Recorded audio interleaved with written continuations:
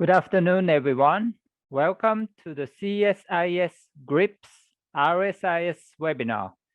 My name is Narushige Michishita. I teach International Security Affairs at the National Graduate Institute for Policy Studies, or GRIPS, and I'll be serving as your host today. This webinar is conducted in English, but the Japanese translation is available. 日本語でお聞きになりたい場合は、画面下の通訳というボタンを押して日本語を選んでください。言語はいつでも途中で切り替えることができます。This webinar is co-organized by the Center for Strategic and International Studies, or CSIS in Indonesia, and GRIPS in Japan, and S. Rajaratnam School of International Studies, or RSIS, in Singapore. We have already held 3 webinars this month to disseminate the results of the joint research conducted as part of the Policy Research Network of Contemporary Southeast Asia, or PRNC project. This webinar is the 4th event in the series, and the topic is Sustainable Growth in ASEAN countries. First of all, I would like to invite Professor Akihiko Tanaka, President of GRIPS, to make welcoming remarks. Professor Tanaka, please.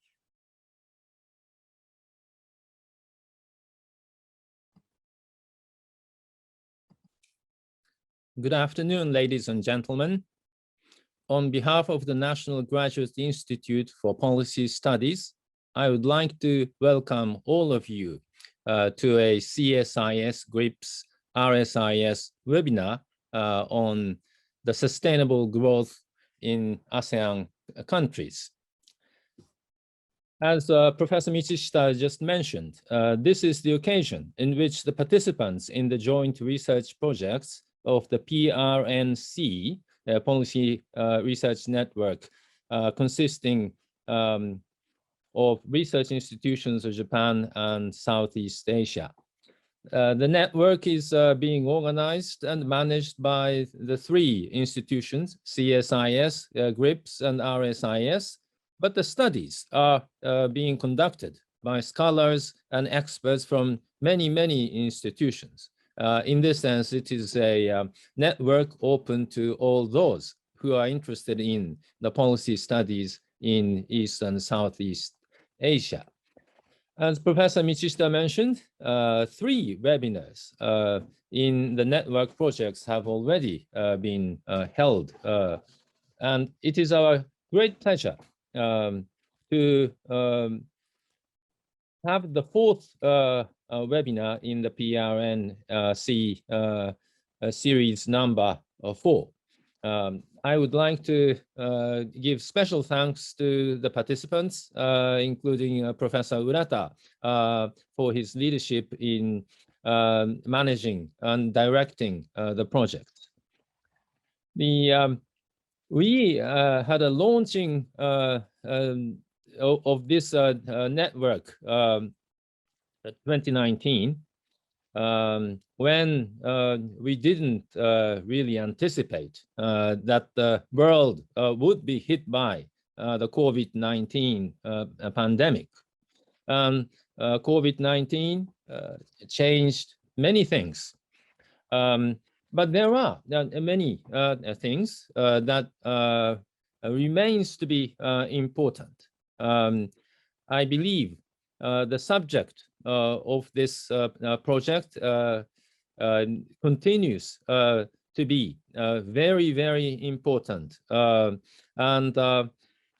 we need to take many things into new perspectives and into new considerations. But I think the projects that started before the coming of the COVID-19, conducted during the pandemic, I think will give us a great opportunity to see the future Southeast Asia after the pandemic. I'm personally looking forward to the discussion. And ladies and gentlemen, please enjoy the seminar. Thank you.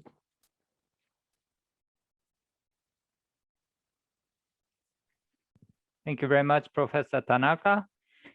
So ASEAN countries, like the rest of the world, experienced negative economic growth in 2020 due to the COVID-19. This year, vaccines and other response measures are expected to bring about a relatively high rate of economic growth. However, rebuilding supply chains through direct investment will be essential in achieving more full-fledged growth comparable to the pre-COVID-19 era. In this webinar, we will address two important questions. One, how did direct investment and supply chains help boost economic growth in the pre-pandemic period? Two, what kind of growth strategy should we adopt in the post-pandemic era? To answer these questions, we have invited 4 experts. Dr. Shujiro Urata is a professor emeritus of the Waseda University. Dr. Casey Lee is senior fellow of the ISEAS Yusuf Ishaq Institute. Dr. Rafaelita Aldaba is Undersecretary of the Philippine Department of Trade and Industry. Dr. Achanun Kopaibun is Associate Professor at the Thammasat University. All of them are specialists of international economics. Before we get into presentations, let me tell you how to ask questions in this webinar. If you have questions, please press Q&A button at the bottom of the screen and write down your questions. You can ask questions while the speakers are talking. And please ask your questions in English and English only. We will not accept questions in Japanese, unfortunately. Now, I would like to invite the leader of this research project, Professor Urata, to provide an overview of the joint research. You have 20 minutes. Professor Urata, the screen is yours.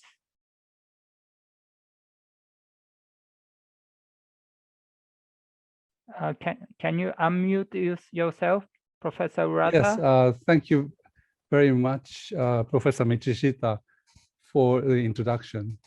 And I'd like to thank the organizers for inviting me to participate in a very important webinar. As Professor Michishita introduced, I'd like to provide an overview of the project, and also I'd like to summarize some of the papers whose authors are unfortunately not here today. Let me begin with the background and the objective of this project. ASEAN member countries, like the rest of the world, experienced negative economic growth in 2020, as Professor Michishita mentioned earlier, due to the impacts of COVID-19.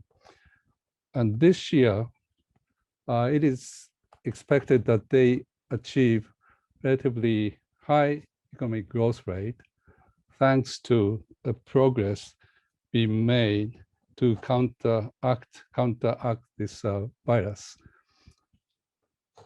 However, full-fledged high growth is very difficult for them to attain because of various risks which I see likely to be coming. They include continuing COVID-19 pandemic and possible emergence of new viruses, and US-China rivalry, rising protectionist measures throughout the world, and so on. Given this current situation, we are interested in doing this project to first clarify the pre-pandemic situation of economic growth led by foreign direct investment and global value chains, and then to explore the post-pandemic economic growth strategy for ASEAN member countries. And for this project, we have 8 papers prepared. And this is a list of the papers and the paper authors. We have one paper examining the overview of foreign direct investment, trade, and global value chains in East Asia. And then we have 7 papers which study the country cases concerning this subject. And the papers which are marked yellow are the ones whose authors are here. So what I'll do is to summarize the papers whose authors are not here. And before going to the papers, I'd like to share with you some of the important basic information.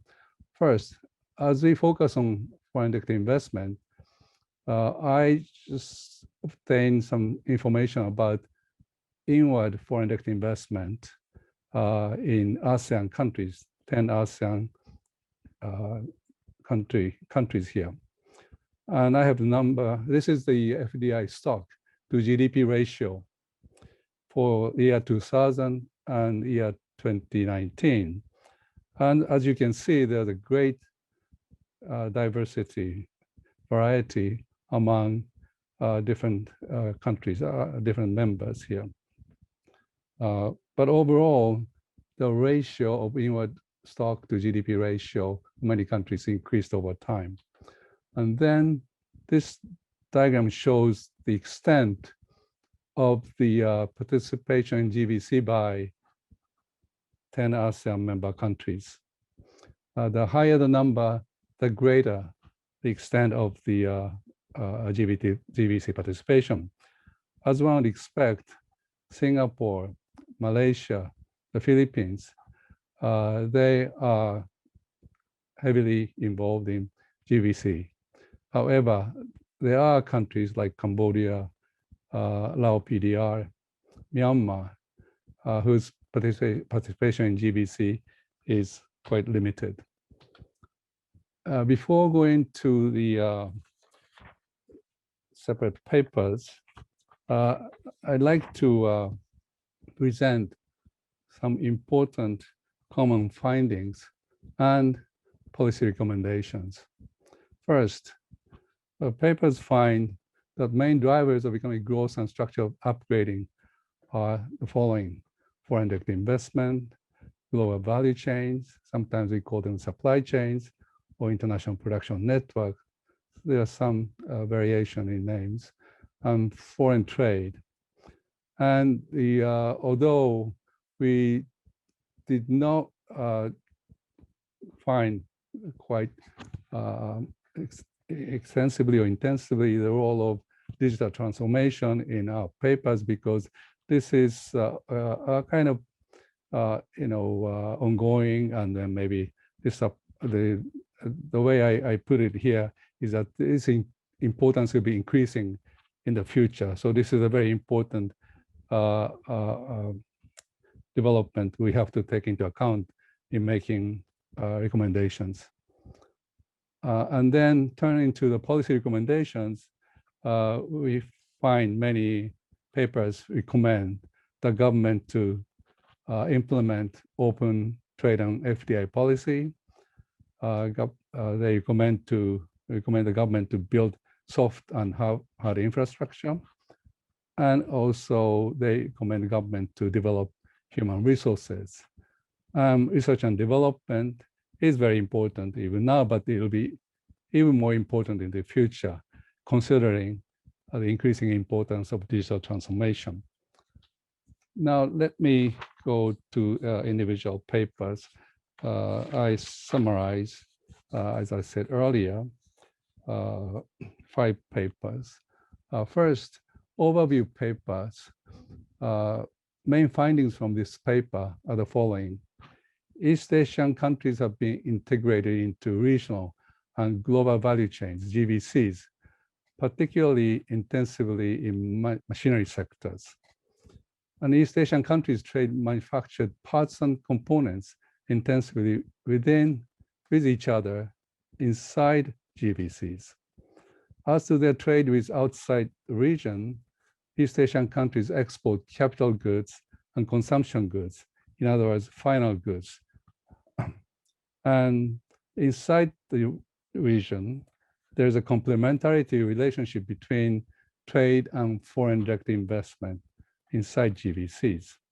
And also, attracting FDI, the author of the first paper argued that attracting FDI is not merely the hosting of foreign exporting firms, but enables recipient country to participate in GVCs and to form industry agglomeration and to benefit from transfer of management know-how and technology.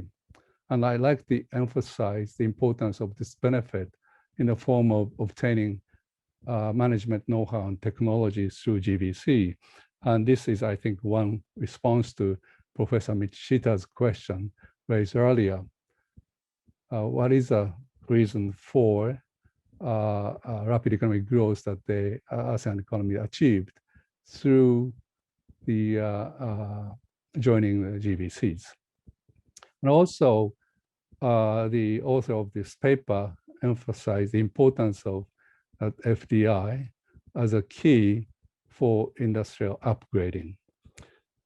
Based on these findings, the paper recommends the government to liberalize and facilitate trade and investment in order for the countries to participate in GVCs. Let me move on to the paper on Cambodia.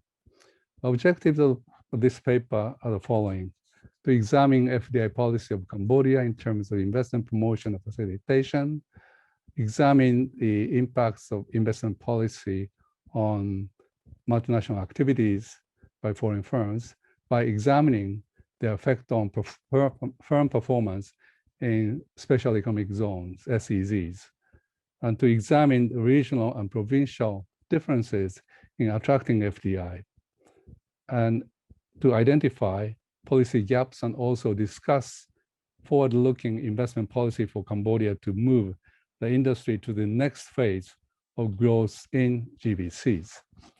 Major findings include, first, a positive impacts of connectivity through national and provincial road networks on attracting FDI. And the second major finding is that at the provincial level, electricity supply, rainfall, land area, and young working population are found to have positive impacts on attracting foreign direct investment, FDI. And then policy recommendations, 2 major policy recommendations. One is to build infrastructure, particularly road and highway network construction. And secondly, to develop skills of young people, as young people with skills can play an important role in absorbing and diffusing key knowledge and technology from foreign direct investment. Indonesia paper. The author acknowledges that the factors affecting foreign direct investment inflow to Indonesian economy has changed a lot since year 2000, as Indonesia recovered from 1997-98 economic crisis. And given this background information, background understanding, the objective of this paper is to examine the importance of globalization, such as the presence of international production network.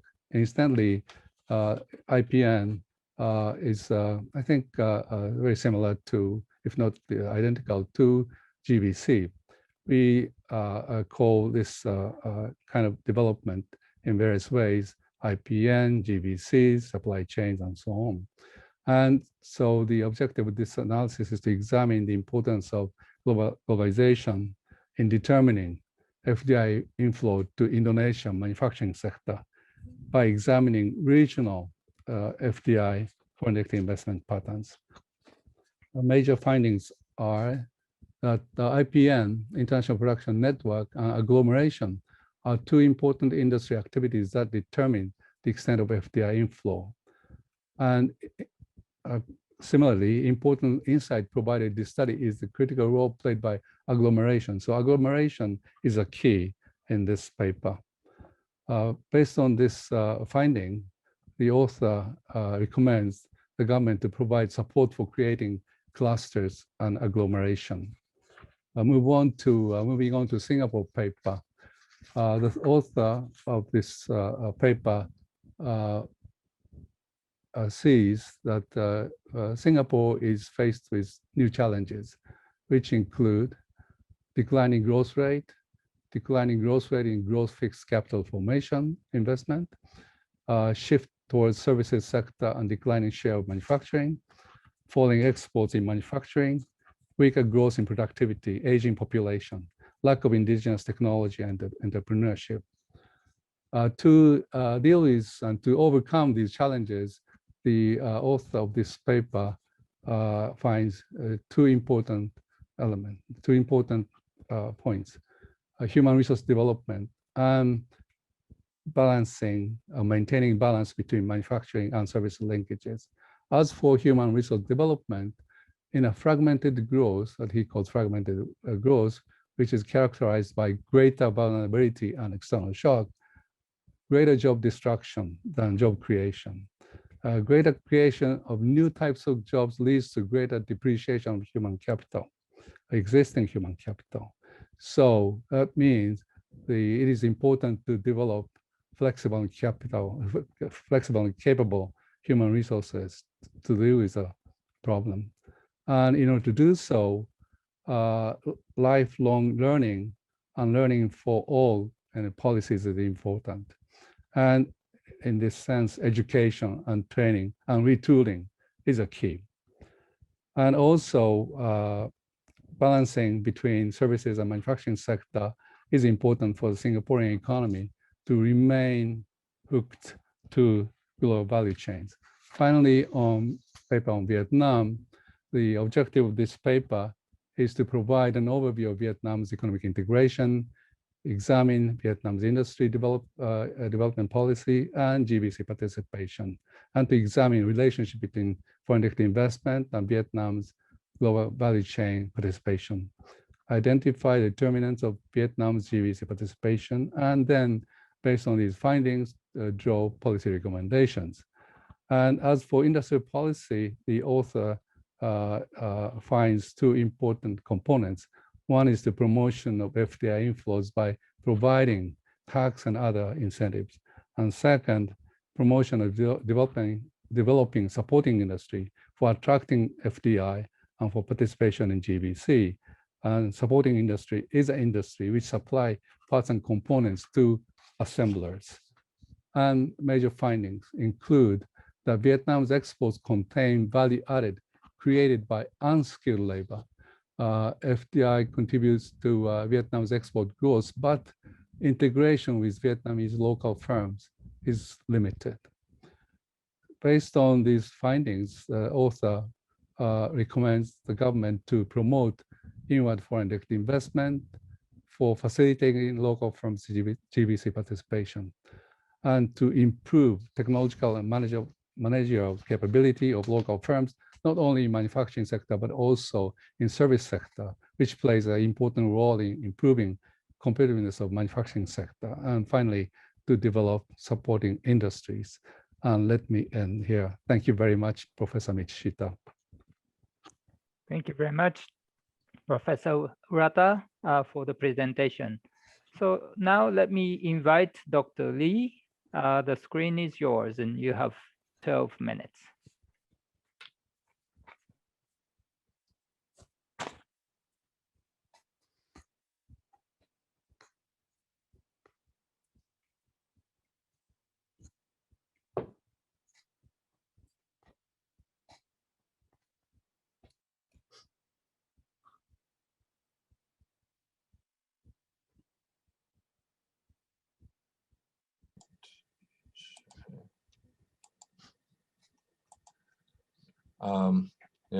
Thank you for the kind invitation to participate in the project and to present my findings in the project. The title of my research paper for the project is called Global Value Chains and Premature Deindustrialization in Malaysia. Now, we saw that the Malaysian economy last year, because of the COVID-19, shrank by 5.6%, partly due to the very stringent control measures and the very adverse external environment. We do expect the economy to recover eventually. The current forecast is about between 5 to 6% growth this year. But if you look at the long-term structural change in the Malaysian economy, there is a particular downside, I think, even though the economy is expected to recover. This is partly because the economy has been deindustrializing for the past 20 years. You can see, for example, the manufacturing sector's share of GDP has declined from a peak of about close to 31% in 1999 to about 21% in 2019. The argument here by many scholars is the Malaysian economy is currently undergoing premature deindustrialization.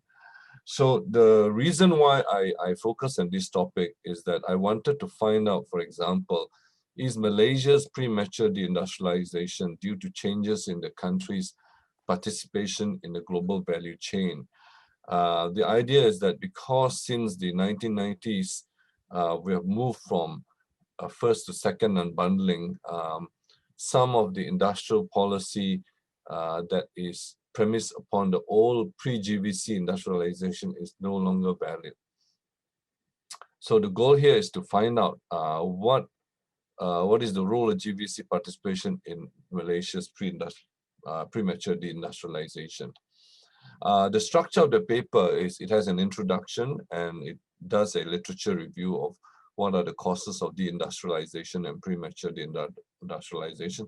It looks at the structural change that is going on in the Malaysian economy. Then it narrows down into looking at Malaysia's participation in GVC. First, at the very broad trend at the macro level, and then looking at the manufacturing industry in particular, looking at, for example, the growth of foreign value added in Malaysia's exports growth. Then we look at micro level analysis, we look at firm level data to find out what drives GVC participation. And then we have a conclusion and policy implication. So the way this paper is written, it goes from very macro level and it goes down deeper and deeper to the micro level empirical analysis. Now, there are several terms which are kind of important in understanding this paper. First is, of course, industrialization, in which as an economy develops, there's a shift in the relative importance of the sectors from agriculture to manufacturing. You can see this in Malaysia. And then as the country achieves certain level of development, it begins to deindustrialize. So manufacturing sector's relative contribution to the economy goes down. Then you have something called a subset of the industrialization called premature. That means you industrialize a level of income that is a fraction of those at which the advanced economy have actually started to industrialize historically. So if you look at these three diagrams, for example, Japan, South Korea, and Malaysia, you can see especially in Korea and Malaysia, you can see an inflection point. That is the point at which that GDP per capita, your manufacturing sector begins to decline. So in the case of Japan, it was in terms of US constant $205, it was about 20,000, South Korea about 10,000, and Malaysia about 5,000. This is what we mean by premature deindustrialization. In other words, your manufacturing sector runs out of steam before your country achieves a higher level of development. And there are a lot of theories underlying explaining what are the drivers of premature deindustrialization. I won't go through in detail. Essentially, a lot of the theories and empirical studies point to a sort of decline in export competitiveness that could be related to the country's inability to maintain a sort of like a complex strategic function in offshoring process. It is also, and this brings about sort of changes in also comparative advantage. And there are some scholars who also trying to link premature deindustrialization more explicitly to global value chain. In other words, countries that premature deindustrialize, those stuck in low value added sections of the global value chain. And this is also driven by the fact that with the fragmentation of production, you see a spreading and thinning out of manufacturing activities across a larger number of developing countries. And also the failure to upgrade your GVC participation is also due to your poor institutions in your country. So these are some of the drivers. Now at the macro level in Malaysia, we can see at least three distinct phases of structural change, in which phase one, you have focus on primary commodity exporting. Phase two, you begin to industrialize. Your manufacturing sector increase from 45 share of GDP, increase from 45 to sort of like up to about a 45% peak, right? Which then declined to 7% in 2019 in the premature deindustrialization period. So this is quite clear from the diagram here. The red line is the manufacturing share of GDP. If you look at the turning point which begins to decline, it is around 1999-2000.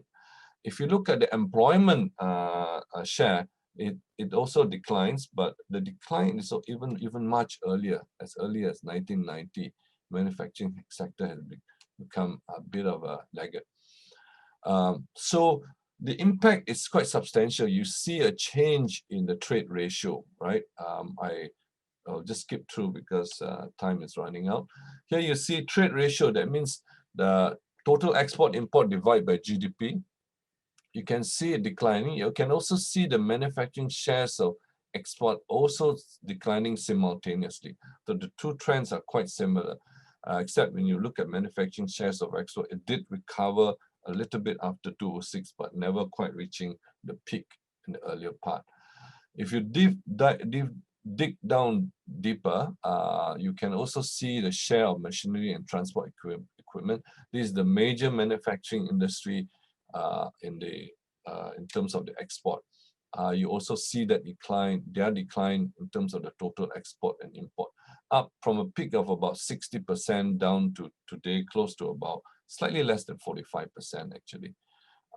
This is the total volume figures, which in case people see, there is a decline a bit in 2005, and then it sort of picked up a little bit.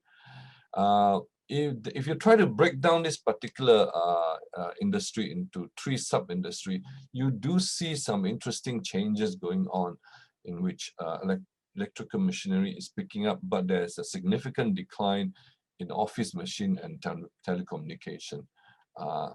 Yeah, and then you can also look at, this is the total actual absolute number figure. These are the two sectors that decline in absolute numbers actually. So what you then see is, are these trends reflective of your country's participation in GVC? one way to look at it is to look at the import and export figures. So I have 2 minutes left. One thing to look at is to look at the trade patterns and global value chain, right? You can see here, for example, that for the industry that is declining, there is a decline in exports, and this we think it could be related to your product fragmentation that shifted away from Malaysia. Now, there are also interesting stories to be told. If you look at the Fdi trends, which is what you see is a relatively low level of GDP, the Fdi as a percentage of GDP. This is net inflow figures.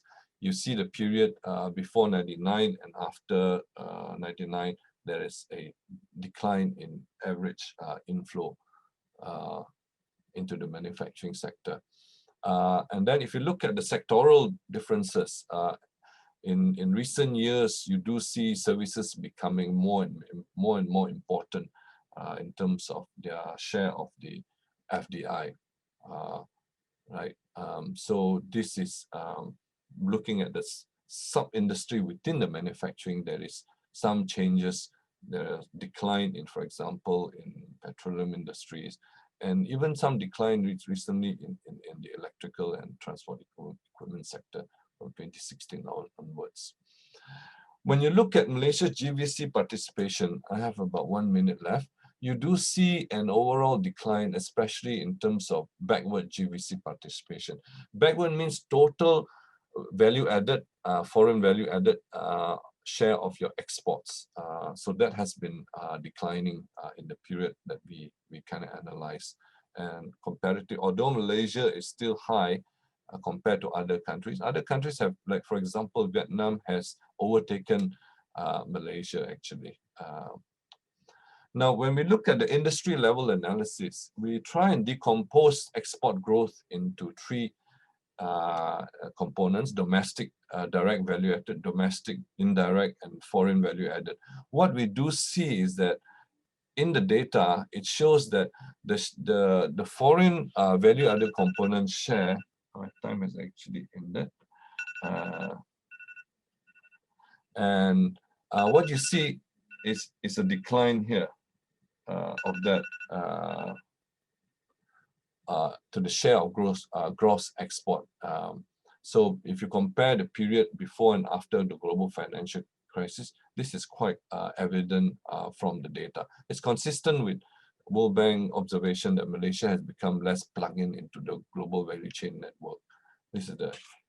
We also look at micro analysis, which is we take firm level data and we try and analyze whether what determines firms' participation in global value chain in terms of the various characteristics of the firm, like age, ownership, human capital, ICT usage, innovation. And what we find is quite interesting is that older firms, size is an important element that drives participation in GVC. So it's foreign ownership, product innovation.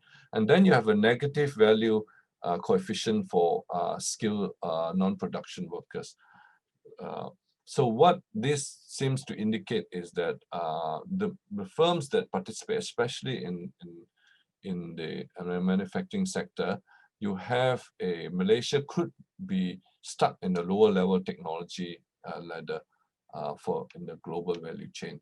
So my conclusion here is that I will straight go to the policy implication, is that because of this finding, I think there's a preliminary concern that that Malaysia's premature deindustrialization could be driven by your decline in your global value chain participation, and policy-wise, it should focus on things like human capital and technological innovation. Although institutional variables are not covered in this study, the literature do suggest that you need to focus a bit more on regulatory and legal environment, and also looking at the services sector more carefully, because my other studies show that the services sector have a big role in the performance of the manufacturing sector. So with that, I conclude my presentation. Thank you. Thank you very much, Dr. Lee, for the presentation. Now, let me invite Dr. Aldaba for the presentation. You have 12 minutes. Thank you very much. Let me just share my screen here. Okay. Good afternoon, everyone. A great pleasure to join you in this seminar on sustainable growth in ASEAN countries. As is shown in the next slide, the Philippines has been posting over 6% growth in the last 10 years, and FDI and GVC participation have contributed substantially to the country's strong growth and employment generation. With the health and the economic crisis brought about by the pandemic, along with the entry of new technologies such as artificial intelligence, industrial Internet of Things, robotics, 3D printing, how can countries like the Philippines achieve sustainable and inclusive growth? So in this presentation, I would like to focus on trade, FDI, and GVC. Like most developing countries, since the 1990s, the Philippines has used Ecozone development policy as a tool to attract FDI and exports and enable our GVC participation. FDI is seen as a source not only of capital, but as well as technology transfer and knowledge spillovers to domestic firms. And with over 2 decades of implementing our Ecozone policy, it is important to ask whether this policy has truly contributed to technology transfer and spillover effects to domestic firms. Okay, so given the growth slide in the first that I've shown you, in this next slide, this gives us our trade in goods. And as you can see, if you look at the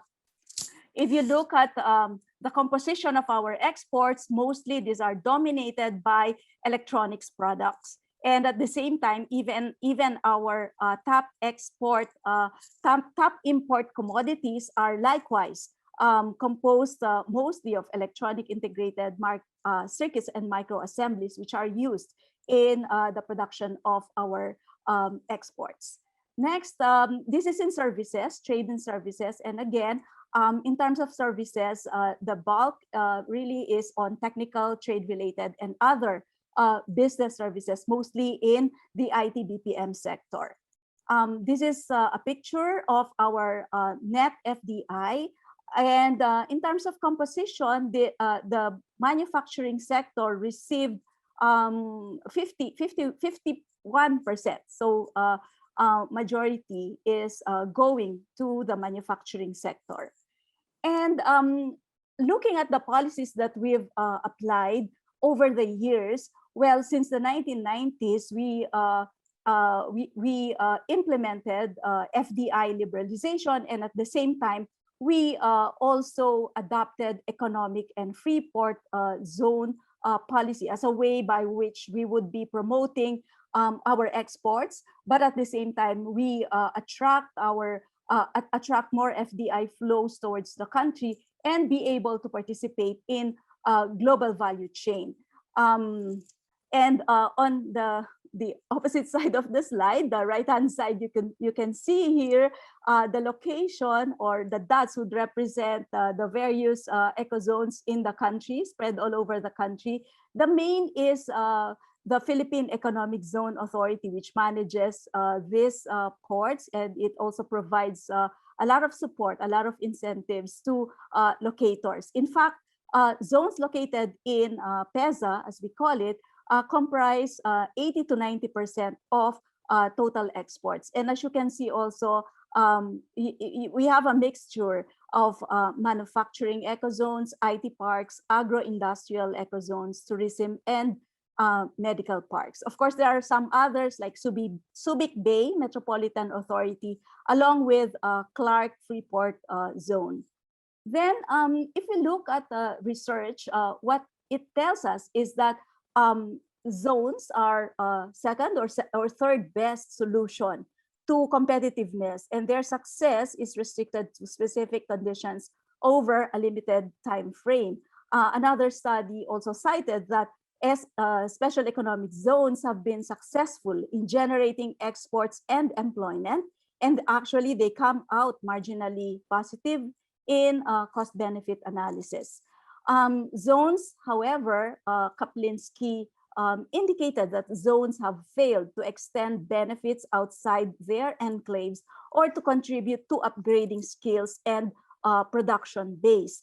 A more recent study indicated that in East Asia, in Latin America, Middle East, and North America, ecozones have played an important role in terms of catalyzing export-oriented diversification and industrialization.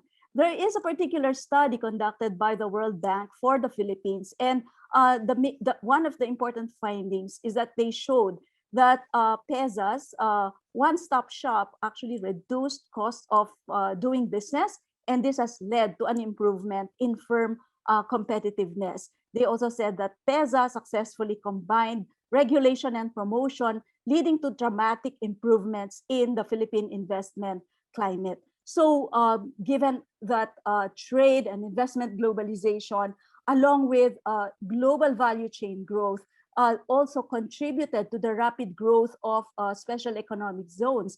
And especially this is true for countries with low labor costs, with scale economies, and those that have preferential access to markets of the US and the EU, which the Philippines has.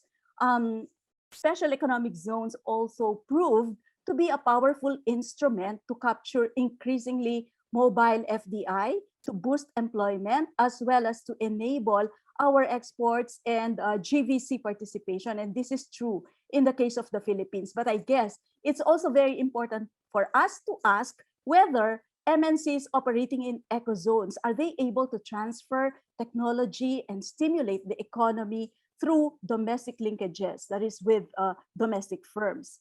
And in this paper, I tried measuring FDI externalities and or spillovers by looking at horizontal linkages, backward linkages, and forward linkages. Horizontal linkages are those created between multinationals and domestic producers in the same sector. So this happens when local firms, for example, they copy some of the technologies that are being applied by multinationals and adopt this in their operations for the domestic market. And backward linkages are those that are created when domestic firms supply intermediate inputs to MNEs. And when they have this kind of relationship, usually the MNEs would provide trainings along with management and organization, technical assistance and information in order to help their domestic suppliers improve their competitiveness. And the last one is forward linkages, and these are created when domestic firms purchase inputs from multinational companies. And again, this would also stimulate training and other support, which MNEs provide to support their customers. And before I go into the results of the linkages, let me also show you another part of the paper. Before I did that, I also tried characterizing the firm level factors that affect FDI flows to the Philippine manufacturing sector. And on the right-hand side, you can see the results wherein I tried looking at the determinants of FDI, making use of firm level data. And these are the findings. Productivity has a positive effect on FDI, meaning more productive firms are more likely to be foreign-owned, partly or wholly. I'm using a Probit model. And the next is that utilities have a negative impact along with meaning low electricity, water, and telecommunications costs would encourage FDI flows to the country. Ecozones have a positive effect, meaning firms in ecozones are more likely to be foreign-owned.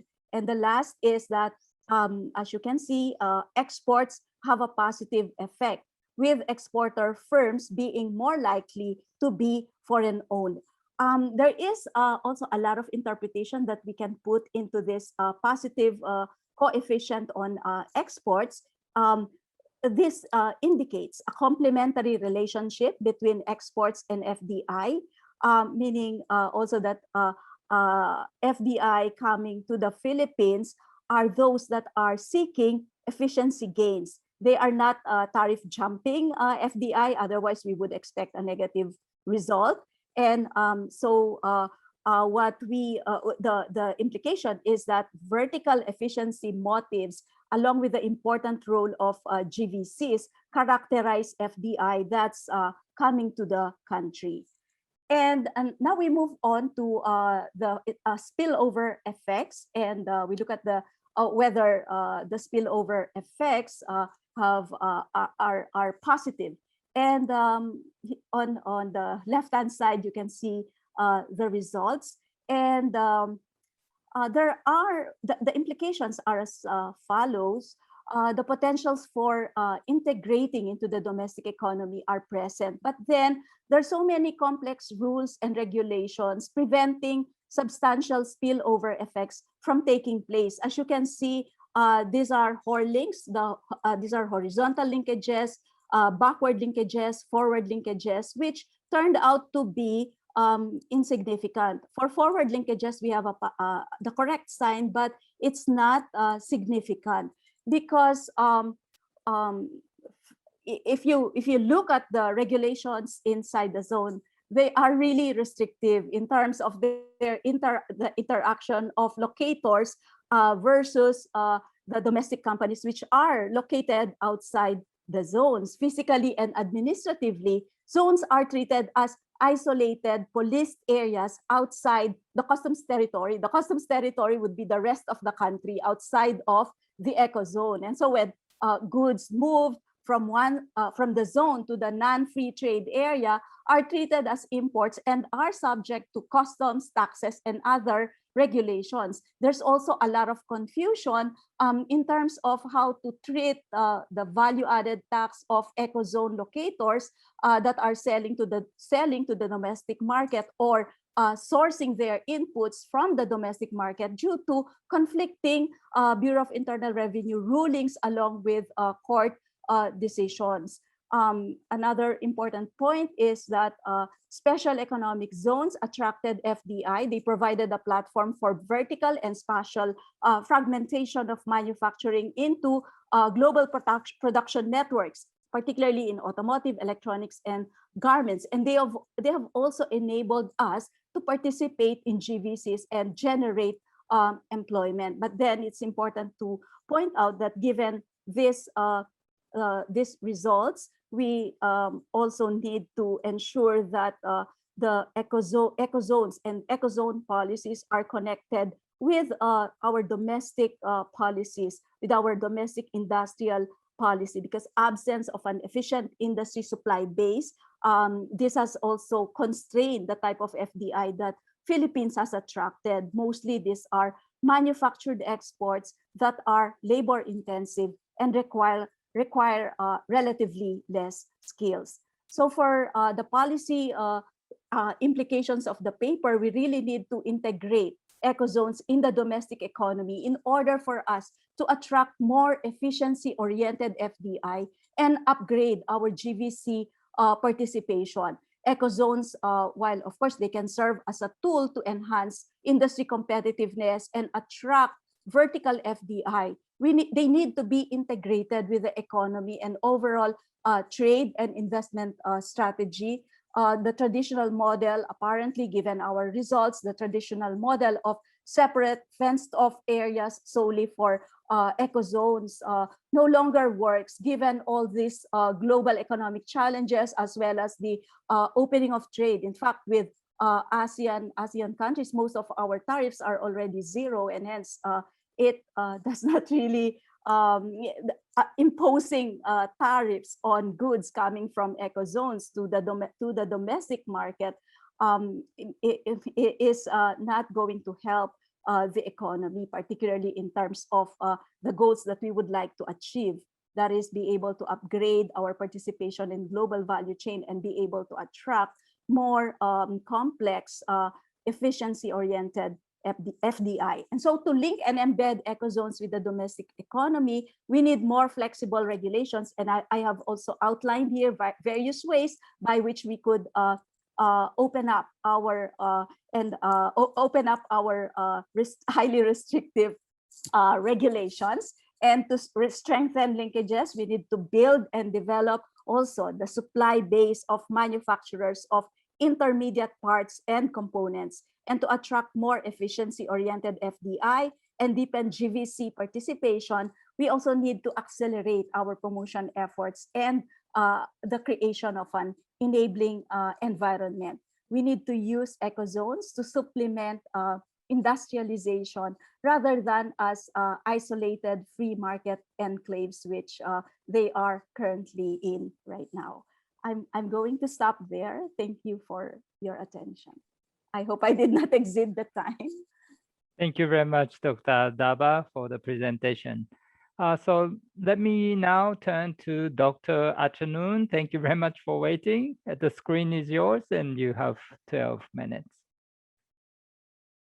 Oh, thank you. Thank you very much. Good afternoon, everyone. It is the honor to me for participating in the project as well as to participate in the webinar today. Let me, sorry. Yeah. Okay. Actually, this paper, I try to focus on two noticeable policy changes in the new millennium. It is a trade and investment policy. It began with the trade policy in Thailand, which has shifted in the favor of FTA-led trade liberalization. And then from 2014, a new investment policy initiative also launched during the General Prayut administration. They launched the new investment policy. Both of them ultimately aim to boost economic growth and productivity, which they hope which exhibit a clear slowdown since 2006 onward. I think this policy will continue in the post-pandemic, so it would be worth to assess how effective they are so far. Okay. In this slide, it starts, as I mentioned, Thailand is one of the country that was very active to sign FTA from 2000 to 2006 under Prime Minister Thaksin administration, and since then the enthusiastic to sign FTA has been on-off manner. Sometimes some government really active, some government pause to sign FTA with any partner, right? So far, by 2017, there were 18 FTA signed with a partner, and 9 of them have in effect covering the scope is very large.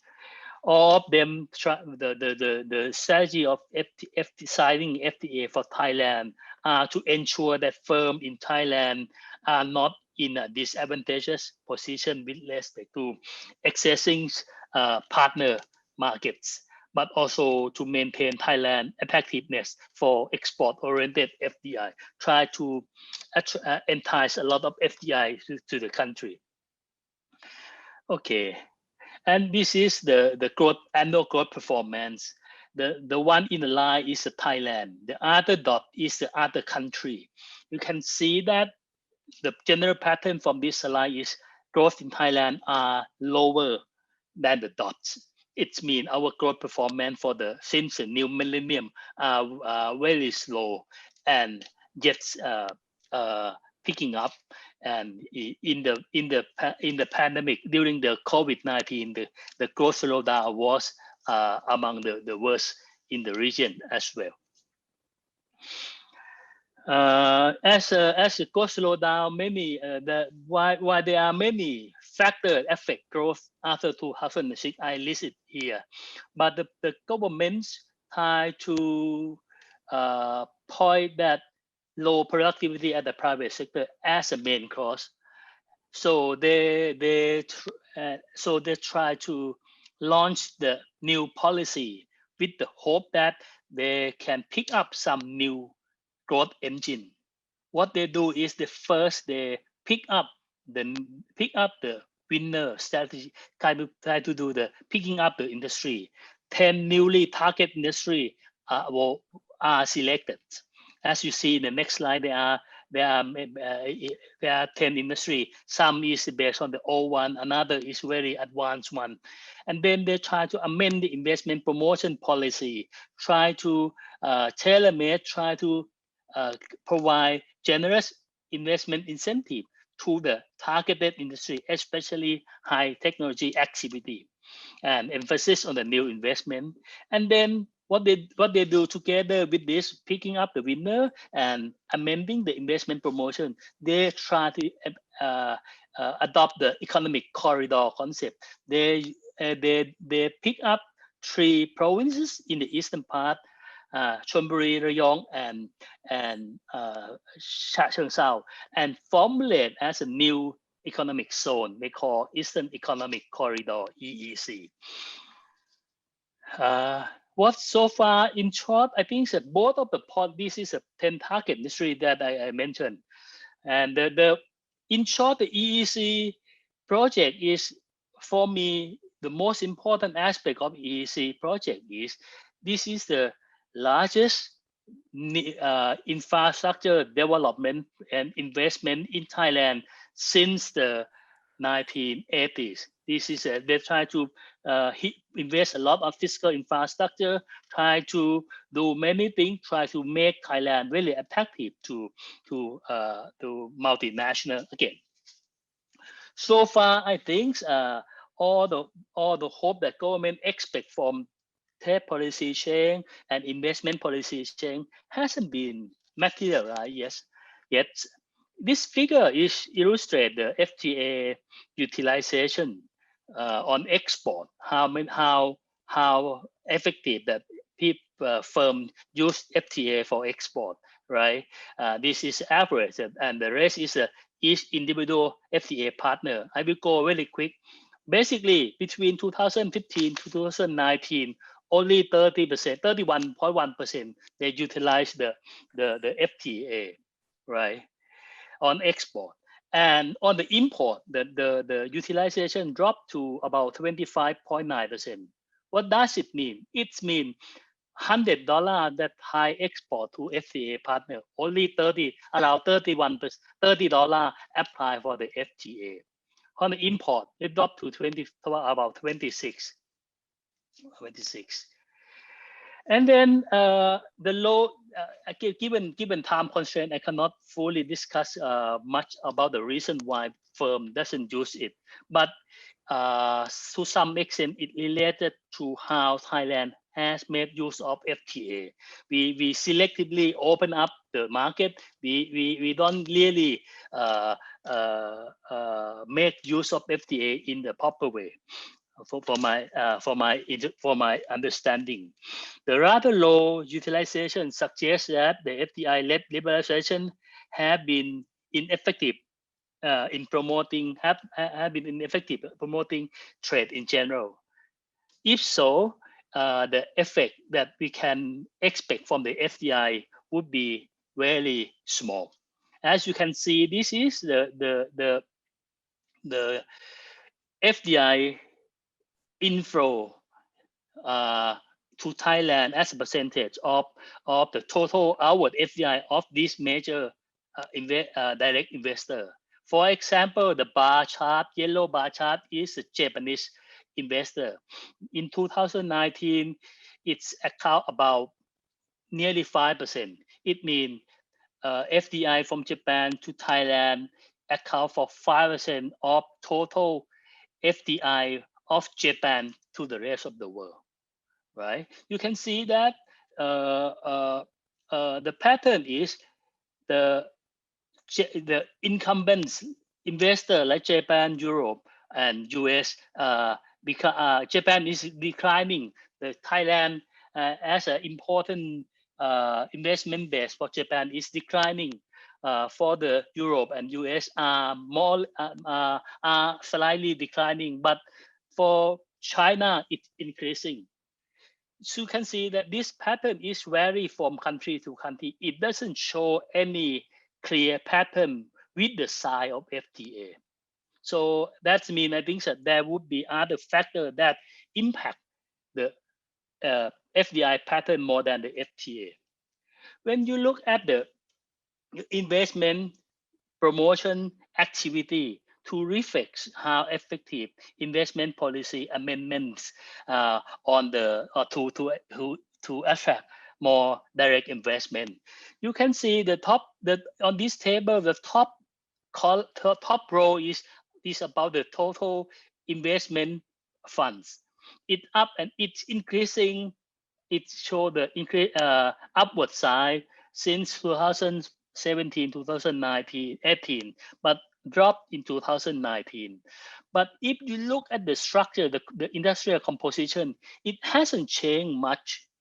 What does it mean? It means the policy that try to give incentive to certain activity with the hope that this activity will lead to the new growth engine hasn't been really effective that much.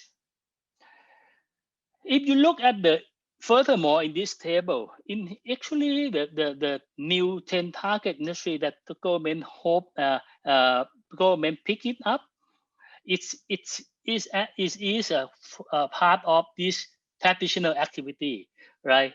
For example, food for the future is in the agriculture and agricultural product. And the number here is the percent of food for the future as a part of this traditional activity.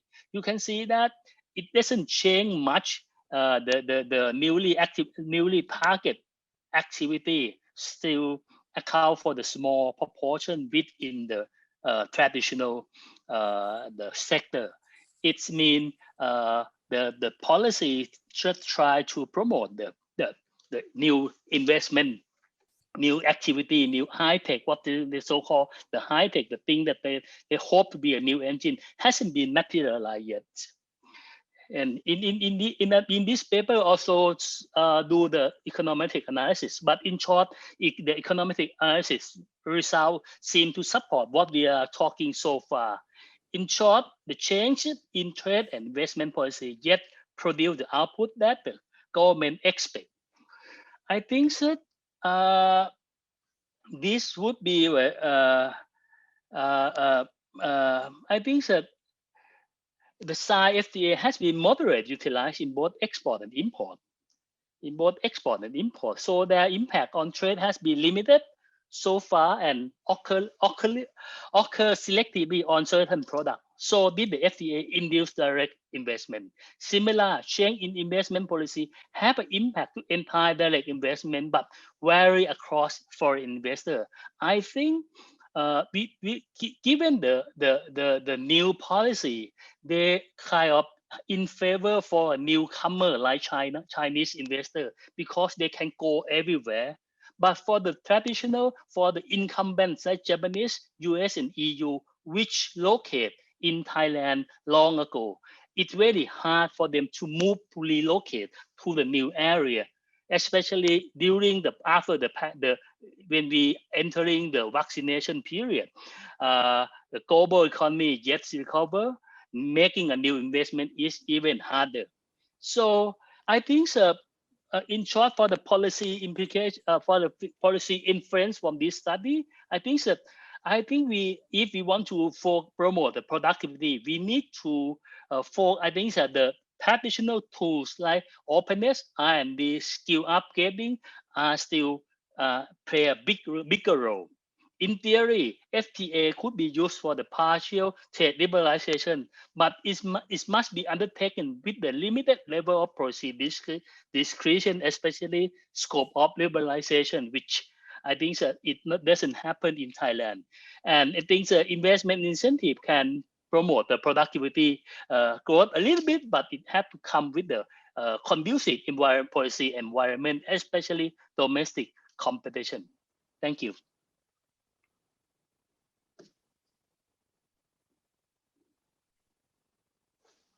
Thank you very much, Dr. Atanu, for the presentation. Now let us open the screen for Q&A and discussions. We have only 20 minutes left, so we have to be very efficient. First of all, let me ask the panelists for questions and comments. If you have anything, please raise your hand electrically or physically at this point.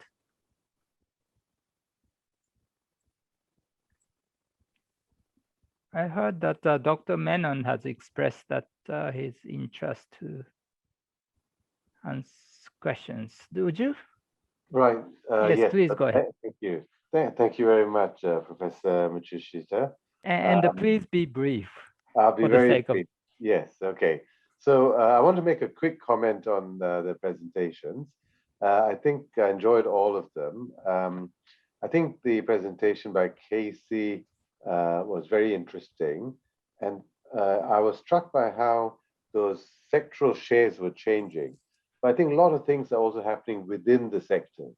So even within manufacturing, there's a lot of compositional changes where once when electronics was the biggest component within manufacturing, now it's oil refining and oil palm processing. So even within manufacturing, there seems to be deindustrialization trends taking place. With Fita and Archanan, I think both their presentations were interesting and reminds us how the objective of special economic zones should be to become less special over time, to integrate more with the broader economy. And that's been the challenge. I think Archanan's presentation also highlights how FTA utilization is low, mainly because margins of preference are low in Asia. So you have low MFN rates, you have things like the Information Technology Agreement, you have various duty drawback schemes, and of course the special economic zones where they have duty exemptions. So all the things taken together suggest that FTAs can only play a limited role, bilateral FTAs, in supporting upgrading or the diversification of economies. So my two quick questions, which are very broad general questions to all the presenters, is firstly, no one has mentioned RCEP so far. This has been the latest news, of course, the signing of the world's largest trade agreement. I wonder if they would like to comment on how they think this might affect global value chains in particular, but also more generally, the process of development and industrialization. And secondly, also the US-China trade war. I think this is potentially having a huge impact on supply chains in the region and how they think that might affect their analysis and what they see going forward. Thank you very much. Thank you very much. Let me actually take all the questions from the panelists first. So may I ask Ambassador Chiba to ask question? You are raising your hand.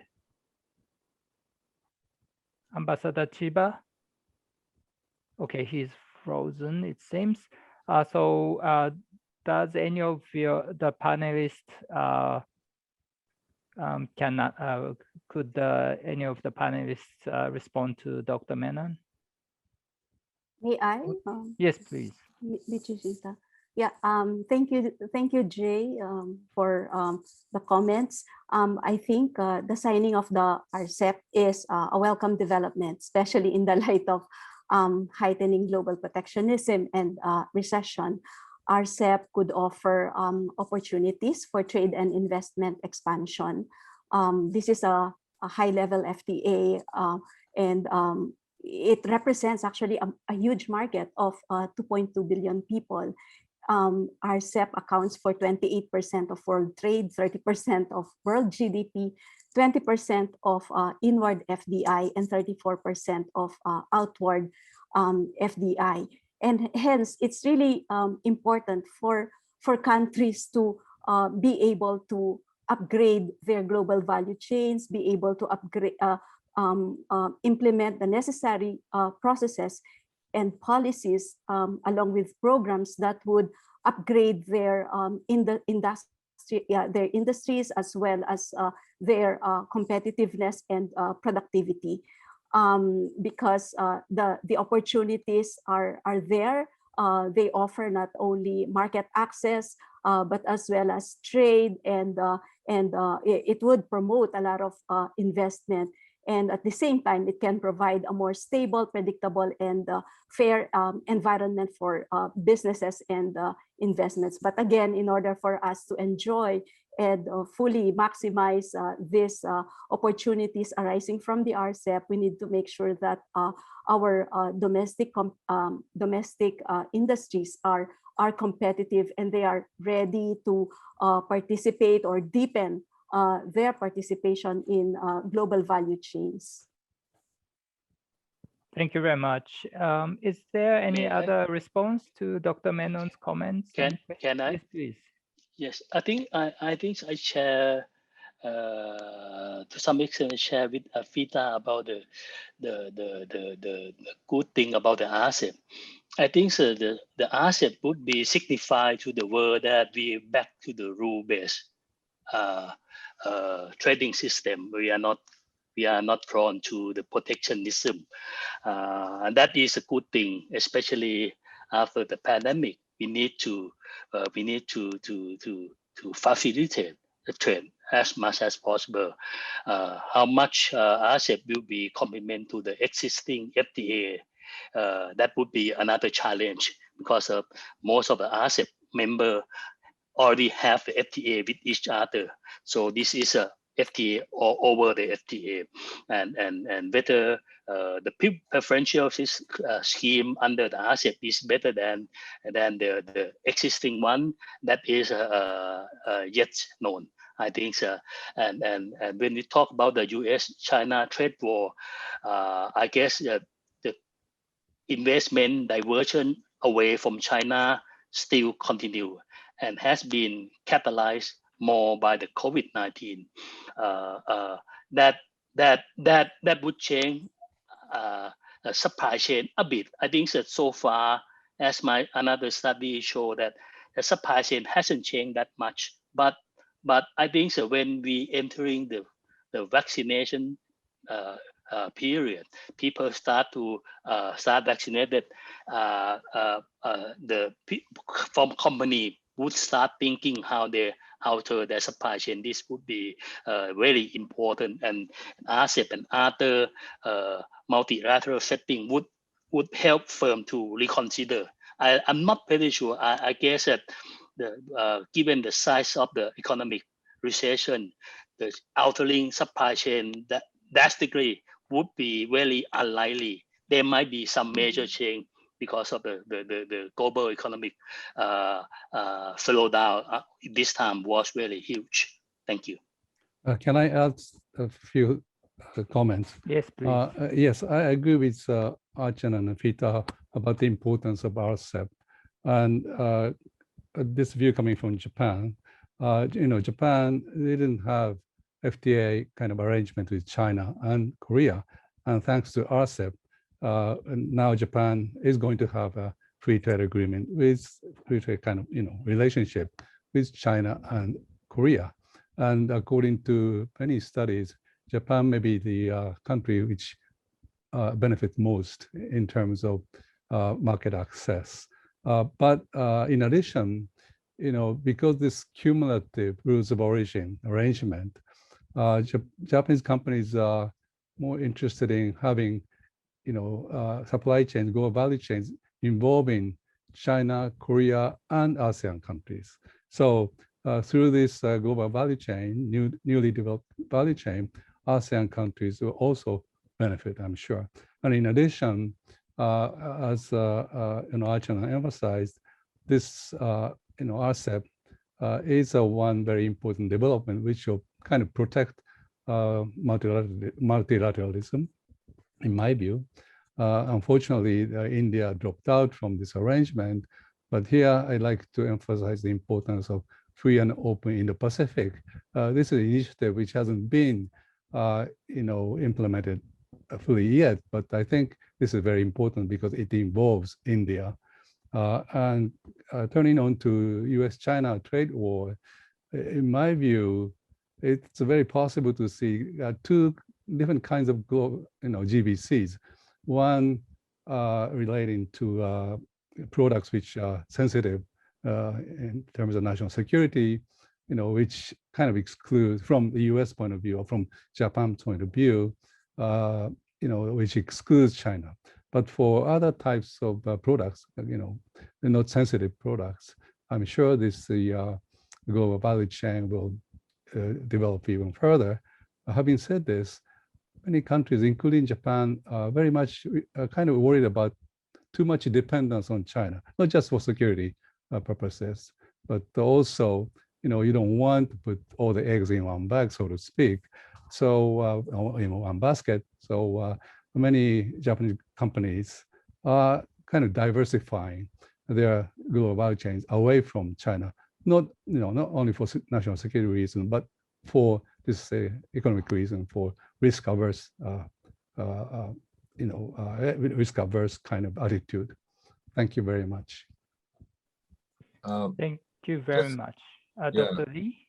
Yeah, just a minor point to add to all those that have been put up. I think one of the value of the different findings that have come out today in relation to RCEP and the US-China, trade conflict and technology conflict is that a lot of time your country's capacity evolve over time through very long-term strategic policy planning and good implementation.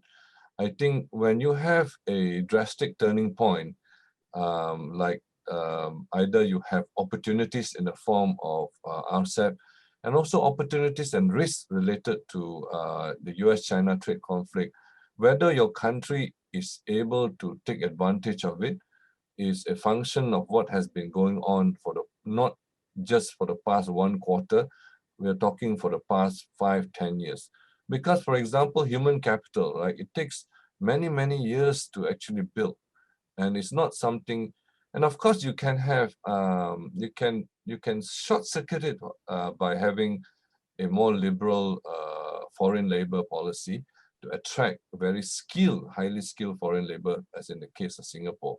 So you can have that, but in the longer term, you do need to pay attention to kind of fundamentals, not only the manufacturing sector, but services, and also the factors that are input into this whole process, I think. So that's something important that we need to keep in mind, because have all these sudden COVID-19 shocks and trade war shocks. Your country's ability depend on something that you have built up over a number of years. And of course, there's a question on the political economy of it. The institutional aspect actually affects your ability to do that kind of necessary planning and investment, I think. Yeah. Right. Thank you very much. So we have several questions directed to different presenters in the Q&A box. Could the presenters take a look at the Q&A box, and we would like you to answer the questions directed to you, like within 1 minute each. So first of all, can you, Dr. Lee, let me ask Dr. Lee to answer the question from Adila Masrow. Yeah, this question about observed democratic backsliding democratization. It's an important issue. If you have a change in a direction which affects your governance and the government's accountability and also rule of law, that creates a fair bit of uncertainty in the investment arena. And of course, not 2020 and 2021, especially this year, is marked by very quite adverse political uncertainty. between the political parties. I mean, currently the government is under emergency. Parliament has been suspended the argument is due to COVID-19, and the political parties are now sort of like doing, like busy trying to strategize for the next election. This creates uncertainty a lot, and it also creates difficulty for the kind of reforms and long-term policy making that is, I think, needed to kind of move forward out of this structural malaise that I analyze in my paper. Yeah. Thank you very much. So for the sake of time, I'm copy and pasting questions to the chat box. So please, viewers, please take a look at the chat box to see what the question is. And next question is directed to Dr. Aldaba. Would you like to respond to this question? Yes, on the question on the sectors which were badly hit due to the pandemic and which sectors are resilient. The sectors that were badly hit, a lot of the sectors actually were badly hit, but in particular garments and garments. They were badly hit because of the recession. Suddenly all the orders from abroad stopped. But in case of the electronics, they still continued to manufacture. And in fact, there was only a very slight decline, around 0.03%. And also in IT/BPM, very slight decline. And reasons why they were resilient, I think it's because government also provided a lot of support. While we announced that there was a lockdown in the beginning, but export sectors were allowed to operate. Sectors in the supply and logistics as well were allowed to operate in order to ensure that we would not be contributing to disruptions in global value chain, because in electronics, these are mostly parts that are sent to other countries for integration, and hence you could see that the decline in these sectors has been very minimal. Right. There's also another question, but I don't know whether I have time to address the others. Yes. Can you go? May I go to Dr. Lee again? Yeah, just a short response. The premature deindustrialization in countries like Malaysia, it is the other side of the coin for of the middle income trap, right? But the premature deindustrialization, we look at the sectoral dimension. There is a kind of like not flaw, weaknesses in premature deindustrialization. In the sense, it focuses on manufacturing. So the importance of services, especially the rise of the digital economy, which also impacts manufacturing, but services gets a big boost, there needs to be a reorientation of this whole discussion relating to structural change and also the middle income trap. So it is related. It's the other side of the coin with a kind of sectoral focus for specific countries, I think. Thank you very much. So here is another question. This one is to Dr. Achanun. Would you like to respond?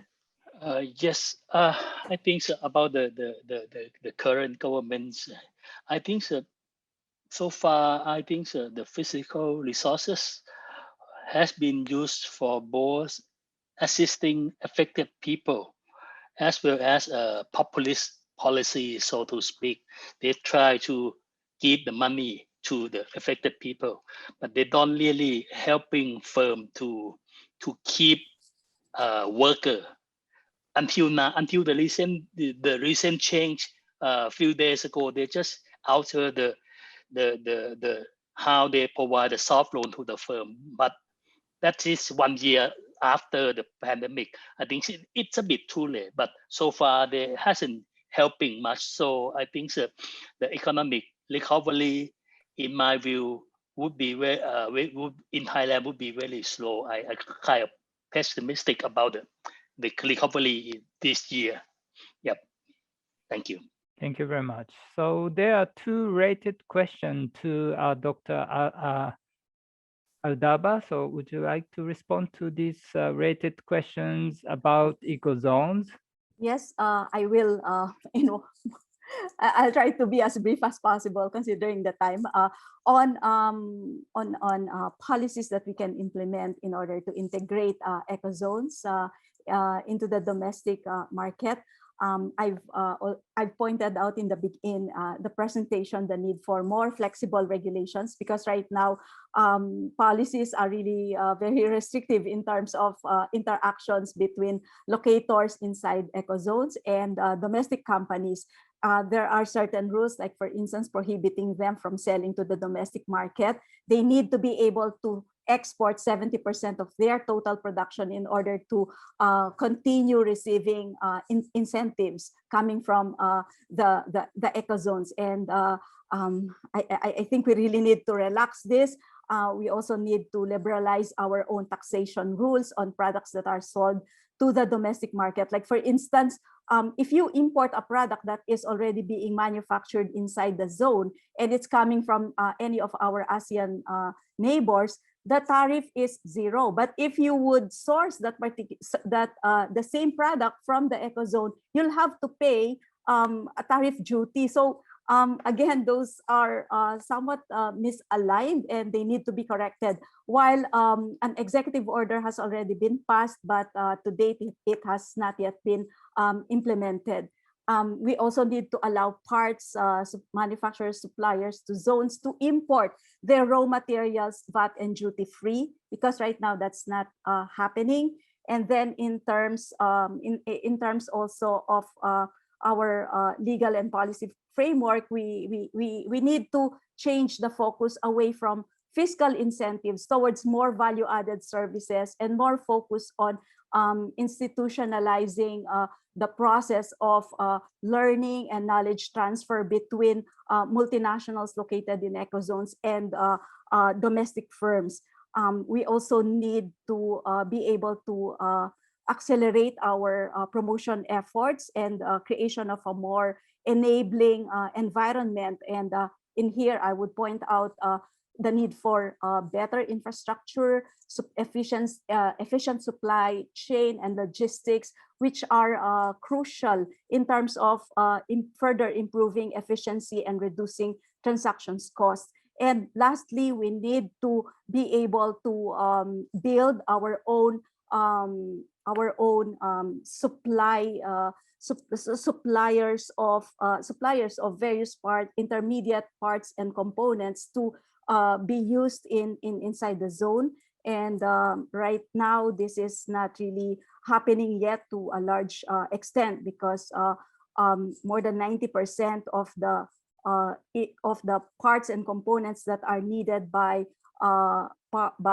companies located inside economic zone, these are largely imported, and many of the reasons could be attributed to the really very complex regulatory policies that we have. But at the same time, I'm trying to address as well the last question as to whether we have programs and policies that would pursue or to develop our local capabilities. Yes, we are implementing programs in order for us to build suppliers of capital and intermediate goods and services. We are intensifying our investment promotion efforts. And at the same time, we are also capacitating our labor. We have human resource development programs in place that are currently focusing in terms of really equipping our workforce with new digital skills, which are needed considering the entry of all these new technologies. And in fact, we are about to launch an artificial intelligence roadmap, and this is really going to affect many of our industries, or I think it would, AI is really going to affect all industries in the country. And we look at it, this particular technology, as a tool by which we could improve the competitiveness of the Philippine industries, as well as to create a niche as well for the Philippines, so as to link us with global value chains. Thank you very Thank you. much. So finally, sorry to go over time, but one question about whether the countries in this region have a plan to avoid another economic financial crisis. Let me ask Professor Urata to address this question. Okay, I think the person questioned about the crisis, and as Michishita-san says, financial crisis is a possibility because currently there's excess supply of money floating around the world, trying to get the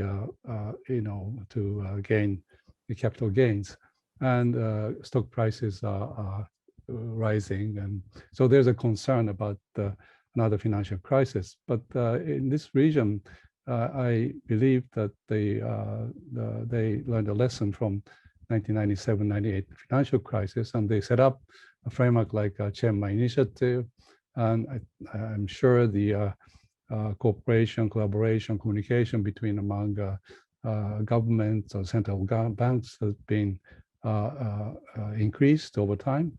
So and they see there's a possibility of this financial crisis coming. So I think a financial crisis is likely to be kind of avoided. Even if it happens, I think the impacts will be not so substantial as it was before.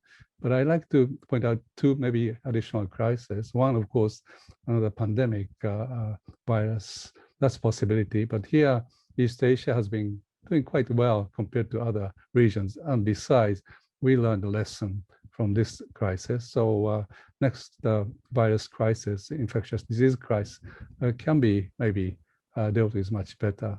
And finally, US-China trade war. Here, I'm not quite sure. It's not just trade war, it's a hegemonic kind of war. And so here, we need to avoid this. And I don't know what will happen if it happens. So these are my responses to this crisis question. Thank you. Thank you very much. Presenters, thank you very much for the excellent presentations and answers. We went a bit over time, but the discussion was so rich, and I believe that we had a good reason to go over time. We have enhanced our awareness about the situations in many different countries in this region and learned different ways of bolstering global value chains and energizing economic performance. Now we know how to do it. We have to work hard together, all of us, to make what today's presenters recommended come into reality.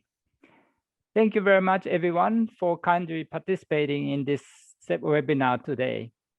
This webinar has been recorded and will be posted on YouTube later. So if any of your friends or colleagues was not able to join us today, please let them know about that. Thank you very much, Professor Urata, Professor Lee, Dr. Albada, Dr. Achanoon, for the talk, and thank you very much, everyone, for joining us. Thank you. Goodbye. And Thank you very much. Goodbye. Thank you. Thank you. Bye, Jay. Bye, Casey. thank you very Bye, much. you. Fit. Bye, Shu.